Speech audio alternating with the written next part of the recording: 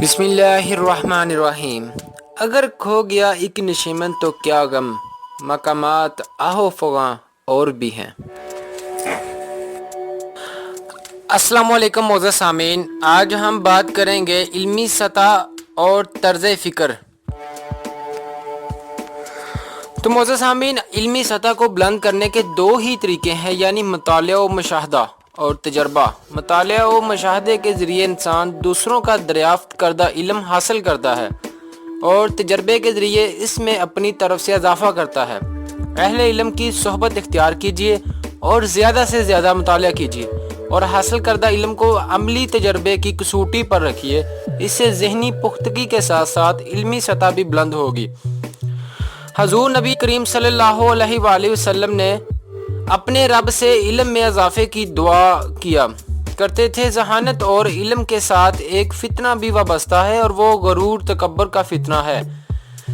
جو انسان زیادہ ذہین ہو یا پھر بڑا عالم ہو، بالعموم دوسروں کو حقیر سمجھنے لگتا ہے اور کسی اور کی بات کو قبول کرنے کی زحمت نہیں کرتا، خواہ وہ بات حق پر ہی کیوں نہ ہو۔ جب بھی ایسا خیال آئے تو فوراً اللہ پاک سے توبہ کیجیے اور سوچئے کہ یہ ذہانت اور علم کس کا عطا کردہ ہے۔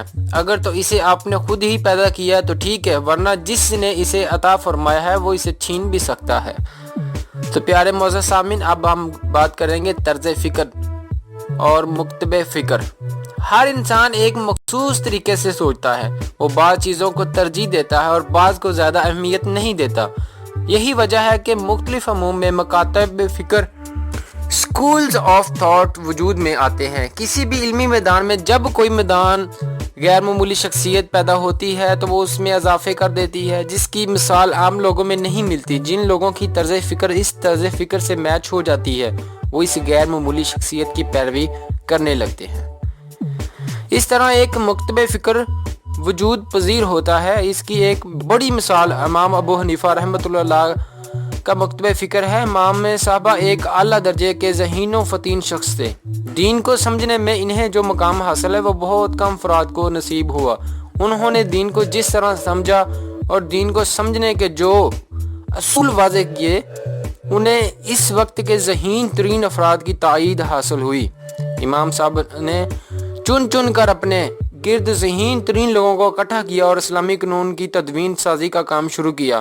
اس مقصد کے لیے انہوں نے اپنے وسیع پیمانے پر پھیلے ہوئے کاروبار سے حاصل ہونے والی آمدنی کو وقف کر دیا۔ انہوں نے اپنے قریبی شاگردوں کے گھر کا خرچہ تک بھی اٹھا کر انہیں معاشی فکروں سے بے نیاز کر دیا۔ ان کی ان کاوشوں سے نتیجے میں فقہ اسلامیہ کا ایک عظیم ذخیرہ وجود میں آیا، جو کچھ عرصے میں دنیا کی سب سے بڑی مملکت کا قانون بن گیا اور تقریباً 1000 سال تک رائج رہا۔ مالکی، شافعی، حنبلی، ظاہری اور دیگر مکاتب فکر بھی اسی طرح وجود پذیر ہوئے۔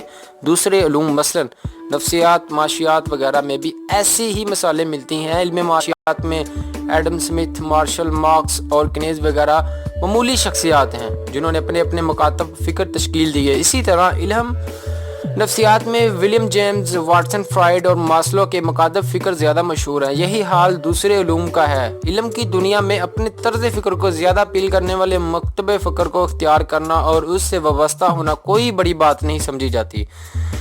ہر مکتب فکر کے اہل علم دوسرے مکاتب فکر کا احترام کرتے ہیں اور یہ روایت قدیم دور سے آج تک چلی آ رہی ہے۔ امام ابو حنیفہ اور امام مالک علیہم رحمۃ اللہ کے مابین جس درجے کا احترام پایا جاتا تھا اس کی مثال عام لوگوں میں کم ملتی ہے۔ مسئلہ اس وقت پیدا ہوتا ہے جب یہ معاملہ اہل علم و دانش کی سطح سے اتر کر عوامی سطح پر اتر آتا ہے، جب کسی مکتب فکر پر کوتاہ قامت اور عامیانہ سوچ رکھنے والوں کا اقتدار قائم ہو جاتا ہے، یعنی دوسرے لفظوں میں انہیں اپنے ضرب سے زیادہ مقام مل جاتا ہے، تو پھر وہ اپنے علاوہ دوسروں کو حقیر اور غلط سمجھنے لگتے ہیں۔ ان کے نزدیک اپنے مکتب فکر کی ہر بات درست اور دوسرے کی ہر بات غلط ہو جاتی ہے۔ ان کا سارا زور اپنے نقطہ نظر کی حمایت میں الٹے سیدھے دلائل فراہم کرنے میں لگ جاتا ہے۔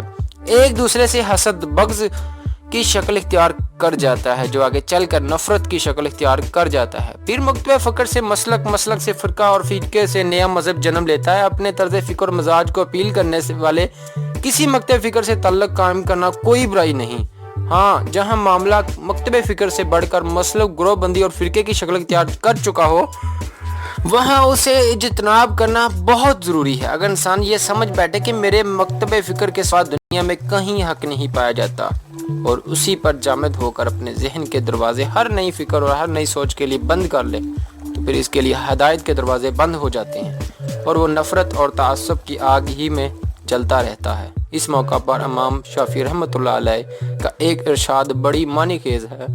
दीन के असूली व बुनियादी मामूलात में हम तो ये समझते हैं कि हम हक पर हैं और हमारा मुखालिफ गलती पर है, लेकिन इत्तेहादी और फरोई मसाइल में हम ये समझते हैं कि अगरचे हमने अपने तईं दरस राय की अख्तियार की है, लेकिन इस बात का इम्कान मौजूद है कि हम गलत हों और हमारा मुखालिफ सही हो।